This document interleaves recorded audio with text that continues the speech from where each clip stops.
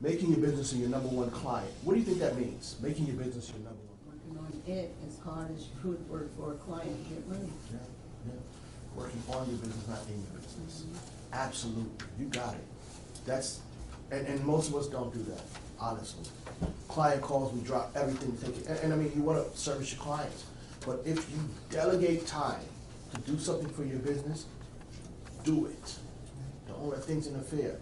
My big client that is making $4 million in sales, they haven't figured that part out yet.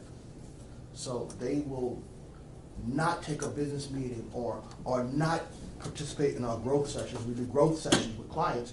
I gotta do this. Well, I understand you gotta make that money. I'm not telling you not to, but tell that client, I'll call you in 2 hours, right? Push it down.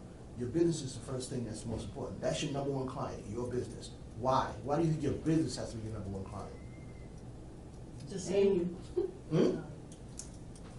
To me, it's the same reason why my household is first. Before I leave my house and go anyplace else, everything's got to be straight inside my house. Food, rent, bills, everything's got to be straight in my house. So I figure my business has got to be like it's like I'm working on my house. Yeah.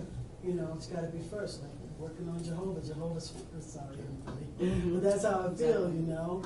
That's how you have to look at your business. And think, if you put your business, you keep pushing your business back to service the clients, and your business struggles, what happens to all the other clients?